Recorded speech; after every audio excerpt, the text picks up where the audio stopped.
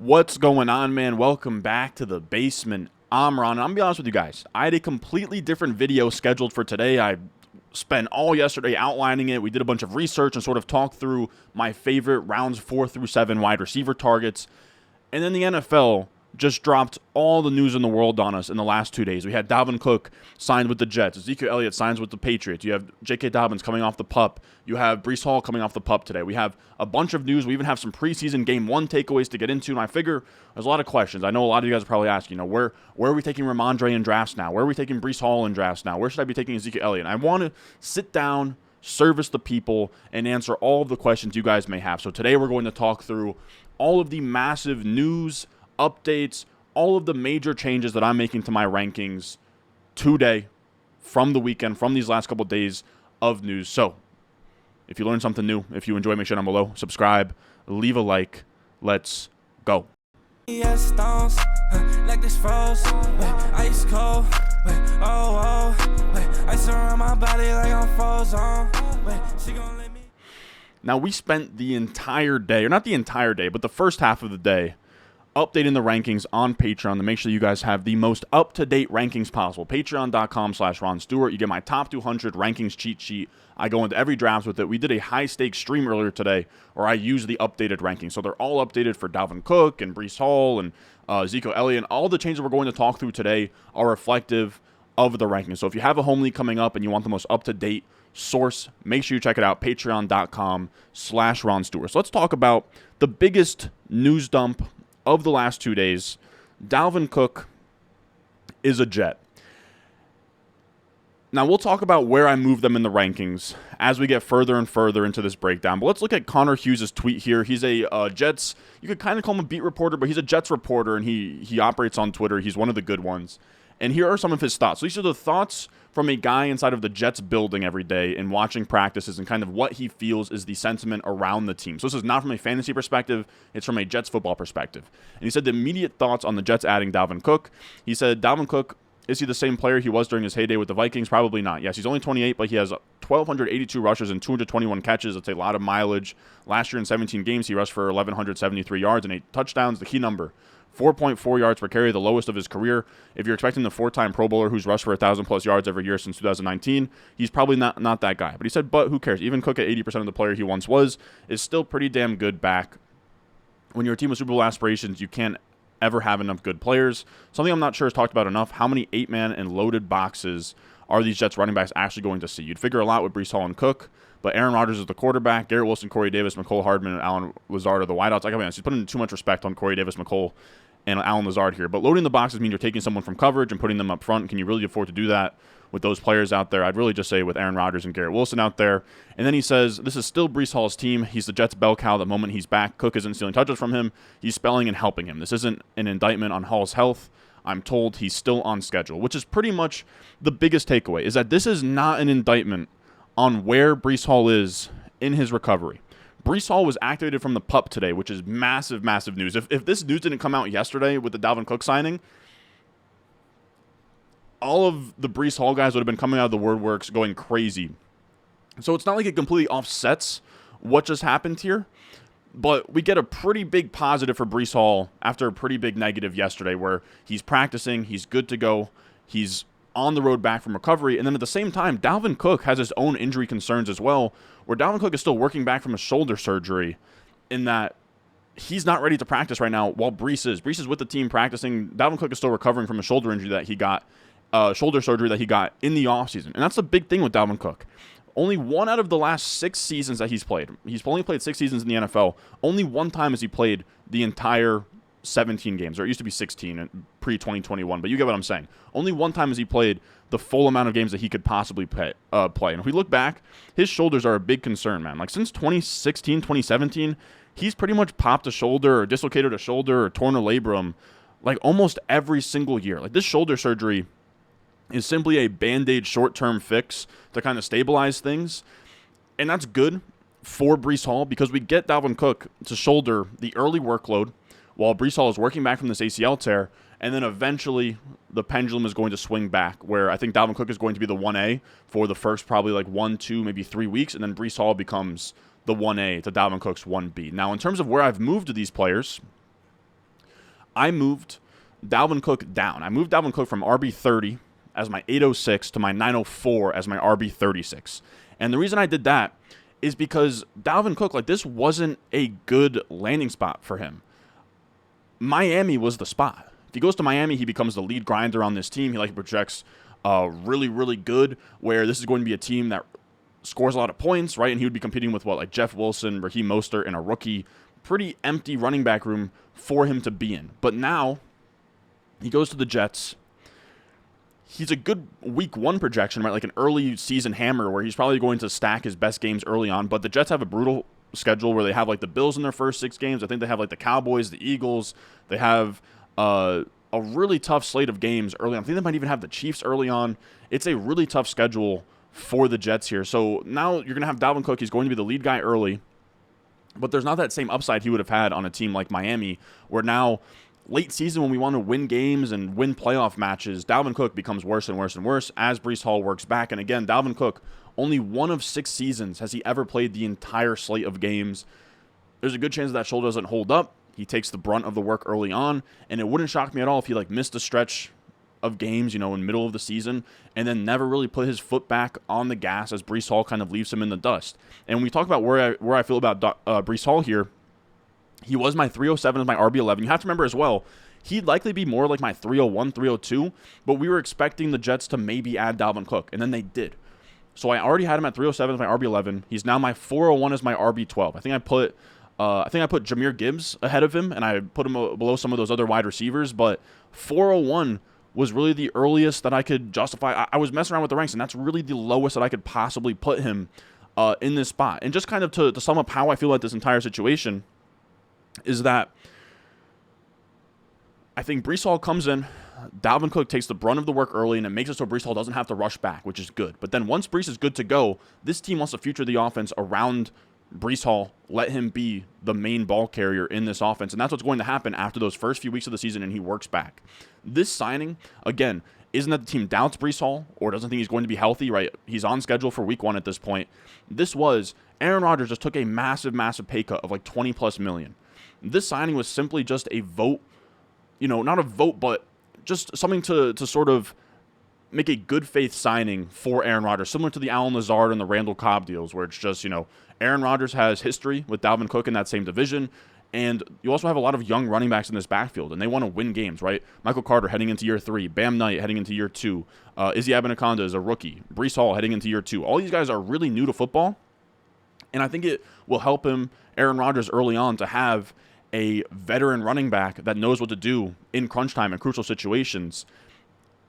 And that's important. Now, it is important to say as well that this is a meritocracy, this backfield. The Jets aren't going to, just because they gave a 1-year, $7 million deal to Dalvin Cook, that doesn't mean that they're going to feed him to the absolute max because of that. That's not a crazy investment.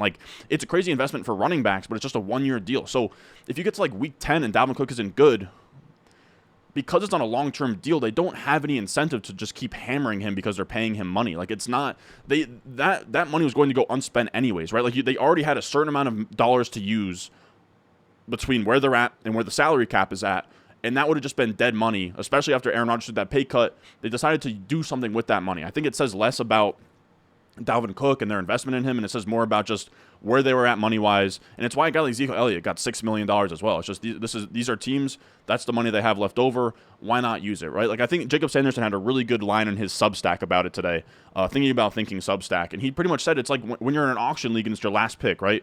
And if there's a player that usually goes for $2 and you have $6 left and it's your last pick, you might as well just use $6. That is kind of the thinking here. And we've seen this team as well where they gave Zonovan Knight last year touches over Michael Carter, 3rd-round draft capital invested, or 4th-round draft capital invested, and then James Robinson, a guy who they traded for, and they still gave the reins to the UDFA, because when it comes to this team, they just play the best player. None of these guys are on some crazy lucrative deal where, it's not like Zeke in Dallas where they are paying him so much they have to use him. That's not quite the case. And Dalvin Cook, to me, isn't what he once was. I think some people are sort of holding on to the past with Dalvin Cook. If you look at his efficiency metrics here since 2020, they've all gone down. Yards per carry, 5, 4.6, 4.5. Now, I will say yards per carry has been okay, but rushing yards over expected per attempt, which is just how much are you expected on a given play due to the run blocking. This is from NFL Next Gen Stats. 0.55 over expected per attempt is crazy in 2020, then 0.16, and then his first negative. And then you have on percentage of the time, how many times, on a percentage basis, what percentage of carries is he going over what's expected? So not just entirely, but on a play-to-play basis, like what's his success rate rushing over expected wise? 41.9% of his rushes, he would get whatever is blocked and more. And then that went down to 38% and then 32.2%. Then EPA per rush, that's expected points added. So how much are you benefiting your team, helping out with wins? That goes down. PFF grade has gone way down. 10-plus carry percentage, like that's 10-plus yards, so like explosive plays, gone down. Yards per out run, he's no longer an efficient receiver. And then FPOE per game, that's fantasy points over expected per game. So you have your volume that you're assumed for. How much are you producing over and below that? He hasn't gone above and beyond his expected output since 2020. He's on the decline. He's 28 years old. We know running backs don't have a long shelf life at this point. We've seen, what guys late career David Johnson and Todd Gurley and Le'Veon Bell and all these guys have looked like. This is not the Dalvin Cook that we are used to. And now people are going to say, right, the biggest thing right now is, well, Breece Hall, a lot of the Breece Hall guys are saying that nothing has really changed. And that's not the case. Again, I told you I moved him down like half a round. But the issue is here that I'm still going to be drafting a lot of Breece Hall. And I think that's what a lot of people can't wrap their heads around. They're like, Ron, well, if you moved him, this signing isn't good for Breece Hall. So how come you're still drafting him? And this is what it is. I tweeted about it last night. I said the misconception on Breece Hall is this. The Cook signing was a clear net negative, right? Every reasonable person, even me, I like Breece Hall. I moved him down the rankings. The discussion point is how far are you going to move him down? Because if you don't move him far enough down to get below ADP or at ADP, he is going to still be a target for you, and that's where I'm at. Now, what I said is if you were in on Breece Hall before, you likely don't move him down far enough to not still be a target at wherever his new price settles. He's going at like the 4th, 5th round now, and today's price is not yesterday's price, right? My feelings on Breece Hall are largely unchanged when it comes to the upside scenario, and this is the case. Breece Hall, 3rd round pick after today, was bad. But now that he's a 4th, 5th round pick, he is a fine pick again. The price is going to adjust. And the thing with Breece Hall is his ceiling and floor has remained unchanged. Dalvin Cook only affects the median outcome, and in these middle rounds, I'm shooting for the upside. This is the ceiling and the floor. The floor is this. If Breece Hall is not the same post-ACL injury, it will be a split backfield, right? Dalvin Cook is going to shoulder most of the workload. He's likely the 1A to Breece Hall's 1B. And maybe it's even like a Dobbins type where it's complications and he doesn't even play all of the games that he's slated to play this year, Breece Hall. And then you have Dalvin Cook working himself in. It's a clear split. And then Breece Hall is like a fringe RB2 in that scenario. But that was always predicated on the ACL, right? With or without Dalvin Cook, if the ACL wasn't going to hold up, he was never going to be good anyways. And then the ceiling is still the same. If he's back to being himself from like week 4, week 5 on, he's likely one of the 5 best running backs in the NFL, and the Jets won't be able to keep him off the field. Again, they're not going to just give touches to Dalvin Cook because of this 1-year deal. They want this offense to be explosive. They want it to be around Breece Hall, and if Breece Hall is clearly the better back by a lot, they aren't going to spell him for Dalvin Cook. Now, again, Dalvin Cook does not change this. The ceiling and the floor still depends on how the ACL is. If the ACL is fine, then he's likely back to himself, and he's one of the best running backs in the NFL. If the ACL is bad, then Dalvin Cook likely makes this an even split, maybe even out-touches Breece Hall this year if the ACL is bad. Now, I want to say as well, you can be out on Breece Hall because of the ACL. ACL, historical data, it's shaky. I understand that you're taking a leap of faith there. I think it's more justified to be out on Breece Hall for the ACL tear and the ACL injury than it is to be like, I was in before, but now that Dalvin Cook is there, I'm out. Dalvin Cook is not the issue. It's been the ACL. Again, ceiling and floor has remained unchanged. They're still both predicated on the ACL, not on Dalvin Cook. Now, the base outcome is, let's say the ACL is fine, but he's not, he's like 90% of what he was last year, not 100%. And I'm still fine with that, where in the base outcome, he's like 90% of what he was last year, and Dalvin Cook wasn't as washed as we think. And even in that scenario, he likely has like a 60-40 split, Breece Hall, where he has like 60% of the touches from like weeks 5 on. And in that scenario, he's getting the red zone work, he's getting the receiving work, and he's kind of the Aaron Jones of this offense, right? Aaron Rodgers had Aaron Jones in Green Bay, and Aaron Jones was on like a 55-45 split, 60-40 split, somewhere between there. He was never this bell cow in Green Bay, and even then, he was a 1-2 turn pick that had multiple top 5 finishes. Like, Breece Hall isn't a guy that needs 20 touches to pay off. Nobody is saying that he's going to get that volume. This was a guy who had under a 50% snap share last year and was the RB7 counting week 7 where he tore his ACL. He was a top 7 running back in fantasy on under 50% of the snaps. On 60% of the snaps, now no longer on a Zach Wilson offense with Aaron Rodgers, he could still finish as a top 12 back pretty easily. He would have the receiving work, he would be used in the red zone a lot, and you would just have Dalvin Cook taking a lot of those grinding touches between the 20s. So to me, Breece Hall is still very much a target. I think it still comes down to how you feel about the ACL. I'm not as spooked as others. I would take him as early as the early fourth. But again, I've moved him down, but I'm still now ahead of where the market has adjusted. So Breece Hall is a target for me. Dalvin Cook, I'm not really taking a ton of. Again, I have him as like a 10th round pick. I don't really see the upside here. You need a lot of things to break his way. And I think in a lot of leagues, he's going to be like a middle round, like 6th round pick. Now, other fallout we have from this Dalvin Cook signing is the Miami running backs. And I think that people aren't really talking about the Miami running backs, but Dalvin Cook was linked to the Miami running backs early on, and it kind of kept all of these guys' ADPs down. And now that it seems like Dalvin Cook, right, he's of course on the Jets, but it seems like the Dolphins aren't really going to sign anybody. Like, they haven't been linked to Fournette or Kareem Hunt or any of these guys. They're probably just going to let it be with these three here in A-Chain, Mostert, and Wilson. I moved all of them up. I moved A-Chain from 905 as my RB36 to my 902 as my RB35, so like one running back spot. I moved Jeff Wilson from my 1210 from RB52 to 1203 as my RB48, so about half a round and like 4 running back spots. And then Mostert was my 1211. I moved into my 1206, so like half a round and 4 running back spots. Just, incremental shifts up, because I already sort of thought that Dalvin Cook wasn't going to sign. I was putting the percent chance probably like 20%. Now that it's 0, I think all of them get bumped up a little bit. But I would be really excited about these guys, because Dalvin Cook goes there. He's likely the lead back. But now all 3 of these guys are draftable on what should be a top 10 offense.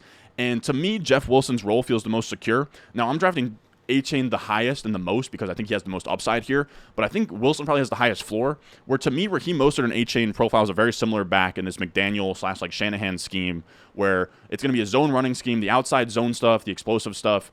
That's going to go for A-Chain and Mostert, right? Like these sub 200-pound 4.3 speed guys. They're both very similar archetypes. The reason to be in on A-Chain is they're both similar archetypes. A-Chain is faster, he's younger, and he catches passes. So if he can get Mostert's rushing work and then also get the third down 2-minute drill stuff, you're really cooking here with the 4.3 speed Devin A-Chain. But then Jeff Wilson, 6 foot, 210 pounds, as a between the tackles like banger grinder type of archetype.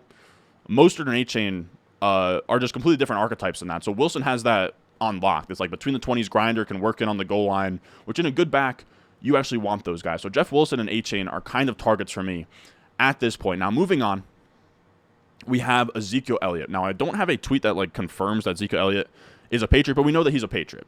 So Zeke signs with the Patriots. I believe it's a 1-year, $6 million deal with some incentives here. And I didn't really change much, right? We were all expecting the Patriots to grab a free agent running back, and that was already kind of factored into Ramondre's price.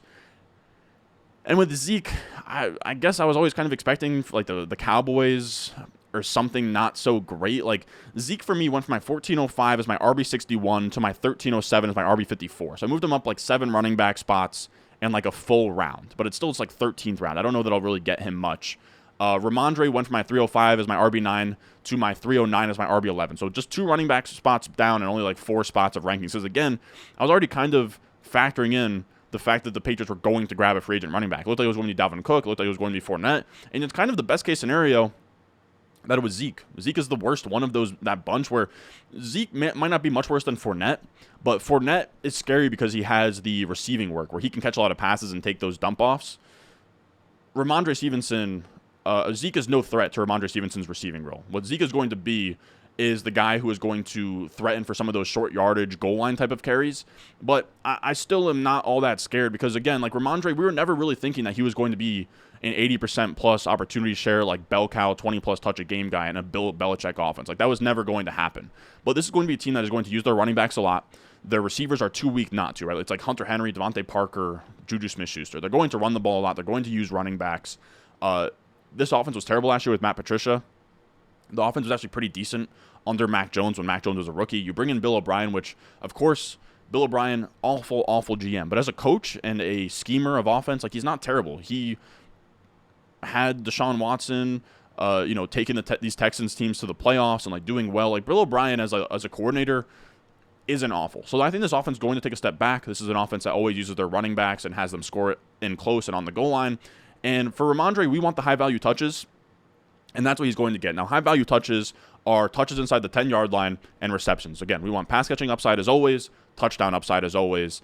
And last year we saw Damian Harris and Ramondre Stevenson almost split pretty even. Ramondre had 16 of the red zone carries, and Damian Harris had 13 of the red zone carries in all of the games where they both played together last year. Now, even with that in mind, Ramondre Stevenson split these red zone carries and still had the 4th most high-value touches last year again. Touches inside the 10-yard line and reception. So even with splitting the goal line stuff, he was already really high in high-value touches, which is what we're looking for here. So I imagine Zeke is like a lesser version of Damian Harris, where he's going to be relieving Ramondre between the 20s on early downs, probably vulturing some goal line work, but I don't think it's going to be enough that it really hinders Ramondre's upside. Like, I think that he'll mix in on the goal line. He'll be fine. I know that if you look back, Zeke has a pretty good conversion percentage on the goal line. It's tough for me to trust goal line percentages, because you could look back, Jamal Williams on the Packers, like, his goal line stuff wasn't great, and then last year he just popped off. Like, it's usually just very small sample, and it's O-line dependent as well, just in terms of like getting over the goal line.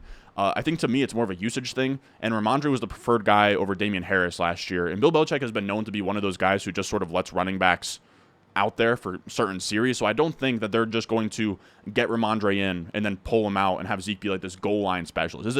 Is it a possibility? I guess, but it's not, in my eyes, the main assumption here to take out what they presume to be their best talented running back for a dusty Zeke because they think that he has like a nose for the end zone. Again, maybe. And I moved up Zeke as well, right? He's now in an offense, and maybe he has that like Garrett Blount season where he has like 10 plus touchdowns. It's definitely in his range of outcomes. I have a hard time penciling it in, though. Again, he's older, and it seems like the Patriots do really like this. I don't know why I was about to say like this Ramondre guy. Like, I don't know Ramondre Stevenson, but I don't. Zeke was like the best free agent running back that could have been there. I'm still taking Ramondre in the late 3rd. Now, this also does help the Cowboys running backs, who I wanted to talk about here. You have Pollard, and then you have Deuce Vaughn, Malik Davis, and Rico Dowdle. Now, I didn't move up Pollard a crazy amount. Now, again, most people thought that Ezekiel Elliott, if he didn't find a spot, he would just re-sign with the Cowboys. So this kind of moves all of them up. You get Pollard, who I didn't move Pollard up a crazy amount. I moved him up from my 204 as my RB5 to my 203 as my RB4. So I just jumped him ahead of Saquon pretty much. This means there's no Zeke vulturing things at the goal line. And also the exciting thing is, too, not bringing in a Zeke tells us that the Cowboys want to pass the ball. The assumption when Mike McCarthy came in is that he was going to want to slow it down and run the ball. Every move that he's made in terms of drafting Ferguson, trading for Brandon Cooks, or just getting Brandon Cooks onto his roster, not making an effort to get another running back or sign an Ezekiel Elliott, tells us that he's going to pass a ton. He had plenty of times being in the top 10 in pass attempts when he had Aaron Rodgers back in Green Bay. This offense is going to pass a lot. It's going to be fun. Pollard, again, isn't going to have anybody really vulturing him on the goal line. So it's wheels all the way up for Pollard. And then you have Malik Davis, who I find is the most interesting one here. As to me, I believe that he's the Pollard handcuff. And when you have no Zeke there or no looming Zeke signing, Malik Davis becomes really interesting, where if Pollard was to ever go down, Malik Davis would be a top 20 guy instantly, just in the context of this offense. I think Deuce Vaughn and Rico Dowdle, worth mentioning as well. Like, there isn't really a clear handcuff here. My money would be on Malik Davis, but it wouldn't shock me to see it be Deuce Vaughn or Rico Dowdle either. Now, moving on from kind of our free agent stuff, we have this J.K. Dobbins news, which is really interesting to me. He gets activated off PUP, the physically unable to perform list. He didn't participate in any offseason practices, including minicamp, and missed the first 14 practices of training camp. He was Baltimore's last player on PUP, and now he's back out here. He's on the field practicing. He was my 603 as my RB18. He's now my 507 as my RB17. So I moved him up about like a little under a round in like one RB spot, pretty much because we have so many wide receivers in that dead zone, in that running back dead zone. And this PUP wasn't so much an injury thing for J.K. Dobbins. Again, this is now like year 2 out for the ACL, so he should be good to go. It was a contract holdout thing, and these running backs just don't have any leverage. A lot of them are just sort of coming back with their tails between their legs. It's kind of just the nature of what the NFL is right now. It seems like Dobbins is back. He's moving well in practice. There's been a bunch of videos. I'm not concerned about his health at all. I think that he was on the PUP for like contract reasons pretty much, and just couldn't get anything resolved or get a long-term deal. But this is a really talented running back. Leads the NFL among active running backs in yards per carry with 200-plus carries. his last 2 years where he's played football in 2020 and 2022, he's been top 5 in rushing yards over expected per attempt. He's crazy efficient. This offense has a crazy ceiling with all the pass catchers that they signed. Todd Monken's in the mix. And then you also have the upside that J.K. Dobbins actually catches passes. Now, of course, with Lamar Jackson, there's not a 100-catch ceiling for J.K. Dobbins, but he could go from a guy that's like 15 catches in a year to a guy who's like 35 or 40. And that's actually really huge in the context of just like running backs in this range. And J.K. Dobbins was a guy that something that Ezekiel Elliott can't even say. At Ohio State, J.K. Dobbins had over 20 catches every year of his career there. So he's somebody that can catch passes, maybe take that Josh Jacobs type jump from like 20 catches to like 50. It wouldn't shock me at all. So I do love J.K. Dobbins, and now anytime that he's in the 6th round, I think that he is an auto draft. Now, I also wanted to talk through some of the takeaways from the preseason game, where we have Greg Dulcich moving down. I moved him from my 1104 as my tight end 11 to my 1303 as my tight end 15. So like 2 rounds and 4 tight end spots.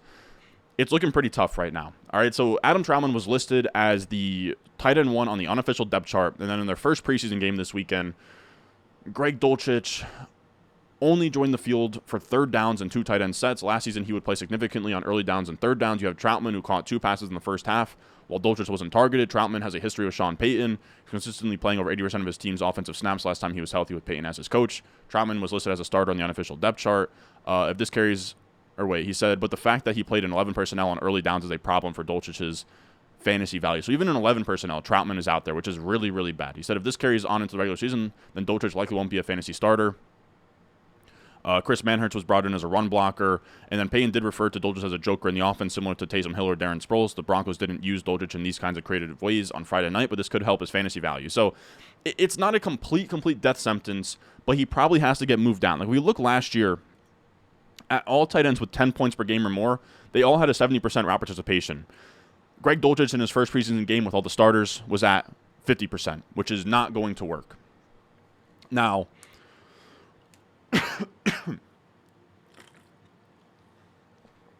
maybe that goes up, but he was at just 50%. He seems on track for 50%, and we need 70% or more for him to be in a meaningful spot. So I moved him down to like this Okonkwo area and like Laporta area of like young guys with a lot of potential, but we aren't certain, like 100% certain that they're going to get the routes that we need for them to realize that upside. So it sucks. Dulcich has been a guy that I've been all over, but it seems like things are starting to come to fruition in terms of him not being an every down tight end, which you really need. Routes really do breed fantasy points for tight ends. Now, the next guy we're going to talk through, based on some preseason stuff, is Christian Kirk.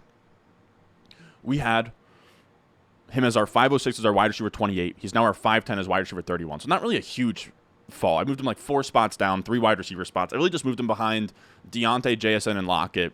And it's for this reason. With the starters, and kind of it's been the buzz in practice, he is not out there in 2 wide receiver sets. It's Zay Jones. So in 12 personnel, when they come out with 2 tight ends, 2 wide receivers, it's Zay Jones and Calvin Ridley on the outside, which means Kirk isn't going to have as high of a snap percentage and as high as a route percentage as a lot of those guys around him, like a Lockett, like a Deontay Johnson, which is scary. Now, the report is Kirk had 89% of the snaps in 12 personnel last season, with Zay Jones playing 65%. Most expected Kirk to remain in 12 personnel with Ridley, but it was Jones playing in 12 personnel on Saturday. And that's kind of the issue in that Christian Kirk, he can be fine if he's only out there on 3 wide receiver sets, but it really, really caps his upside. And he looks like more of a pretty true wide receiver 3 in fantasy, if that's the case. Now, the next thing I wanted to talk through was the Kendre Miller injury and what that means for the Saints running backs. Now, Kendre Miller suffered a knee sprain in Sunday's preseason game win over the Chiefs. For a source, no surgery. He'll likely miss a little time, but optimism from the 3rd round pick will be ready for week 1. Now, being ready for week 1 is cool, but I think Matthew Betts sort of sums it up pretty well here. He said, I'm a big fan of Kendre Miller, but admittedly the run-out has been bad. MCL surgery towards the end of college career, misses all of the offseason program rehabbing, begins at camp on NFI. Alvin Kamara only suspended 3 games, re-injures the same knee, set to miss more camp. And that's kind of the issue here, where being available, getting those reps in is huge for a rookie. He's now even more behind. He's no longer in the mix to get like a meaningful role in week 1. And now I'm moving up Jamal Williams, where I moved Kendre Miller from 1106 as my RB47 to my 1210 as my RB53. So about a little over a round and like down 6 running back spots. And then we moved Jamal Williams from 1009 RB44 to my 909 as my RB40. So 4 running back spots in a full round for Jamal Williams, who now is pretty much going to be the main bell cow in this offense for the first 3 weeks. You're going to have Kamara out on suspension. You're going to have Kendre Miller working back from this injury. And then you're going to have like maybe a dusty Kareem Hunt taking passing down work. But in terms of just the bulk of the carries, the goal line stuff, that's all Jamal Williams. He kind of is that P-Ryan where, but he's honestly a better bet than P-Ryan, where P-Ryan, we thought Javonte wasn't going to play week 1. Javonte likely plays week 1 now. And now P-Ryan doesn't get that juicy week 1, crazy projection. But Jamal Williams is going to be a guy that you probably rank in your top 15 for week 1 that you can draft in like the 9th, 10th round on like a 0 RB team. That's really fun. After that, we have the Eagles running backs, where there's been some like negative reports out of camp about Rashad Penny and a lot of Gainwell buzz. I think Jacob sums it up here pretty well. He says, Penny is a player I'm shifting down most from preseason. The contract had us on alert. Now, and by contract had us on alert, he got paid very, very little money. Now add middling reports, camp snaps with third team, playing behind Swift, and possibly Kenneth Gainwell and Boston Scott in preseason. And there's too much smoke for me with the upside of early down committee back. I've been roughly at market on each member of the Eagles' backfield thus far and may stay that way if Gainwell shifts up and Penny comes way down. But a range of outcomes featuring cut risk and topping out at a 2-down back is tough to swallow anywhere near his current ADP. He also may not be healthy. Now, I'm not as low as him on Penny. I moved him from my 811, my RB32, to my 906 and my RB37. So 5 running back spots, about like a half a round. But the sentiment does remain, right? The reports have not been good. He is a cut risk. Gainwell is heavily in favor there. But I do just want pieces of this offense. And Rashad Penny, to me, still has a lot of upside as a pure rusher in the context of this offense. We'll sort of see how where the price settles out. Maybe I'll move him down another round. But Penny's still a guy I want to draft. I'm not all that concerned about him getting cut. I did read those reports, but I would be kind of shocked. Now, Gainwell has also been getting a ton of buzz where he was essentially, he didn't play the first preseason game. Now, I will say, I think that was just, him and Boston Scott sat out because they have experience in the offense. They got Penny in there. They got Swift in there in a preseason game. I don't really think that means that they're the starter, but it does seem like this team values Kenneth Gainwell highly. It seems like he is just as good as a bet as DeAndre Swift to get either third down, long down and distance stuff, or the 2-minute drill work as like a passing down back. He's really interesting. He was amazing in college. He has a lot of pass catching upside, Kenneth Gainwell. I just want pieces of this offense. So I did move him up from my 12-12 as my RB54 to my 12-07 as my RB50. Now, the last guy I wanted to talk about from preseason hype is Ty Chandler. We moved up a little bit. I moved him from my 1507 to my 1507 is my RB63 to my 1403 as my RB59. So I moved him up 4 running back spots and like a roundup in the rankings. But he was featured a ton in that first preseason game. O'Connell, the head coach, said, I thought Ty Chandler jumped out because anytime he had the ball in his hand, very rarely was he tackled by the first defender. Ty Chandler, who was scheduled for a big night of work as the Vikings try to determine if he can overtake Keenan Nwangwu for the number 2 running back spot, carried the ball 11 times for 41 yards, caught another 4 passes from Mullins for 29, including an 8-yard gain on a check down that set up the Vikings' first field goal. So he had a really good night. He looked explosive. And the thing that really stuck out to me, 4 catches, right? Right now, to me, he seems like the leader in the clubhouse to be the passing down back, which is important, right? We want those passing down guys, right? Like 2-minute drill stuff, third down stuff, long down and distance. And then he also looks explosive as a runner and can mix in between the tackles. So if you have a guy like that, you're sort of looking like a Jalen Warren, where he could be the passing down guy, mix in between the tackles, and then be one of the best handcuffs in the league, where if Alexander Madison went down, Ty Chandler would be instantly startable. So I've been moving him up, inching him up. And if we keep on getting good reports for Ty Chandler, he will be a guy that I'll be drafting a lot of. Now, again, that's going to do it for us today. I just wanted to sort of cover all of the stuff that I've sort of been shifting in the rankings. Now, of course, if you want access to those rankings, you have a home league coming up. I take this rankings or this cheat sheet into every single draft with me. You can check it off as you go. There's tiers where I would draft every single player. It's all you need. There's no fluff. There's no like a billion words to read. It is just simply a checklist, my top 200 rankings that you can take into your home league and absolutely dominate. So make sure you check that out. Patreon.com/Ron Stewart. It'll be in the description and the comment section down below.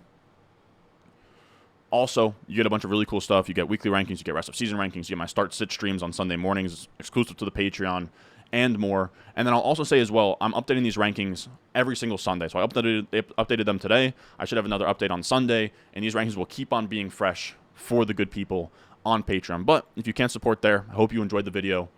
Leave a like, subscribe, and I will see you guys in the next one.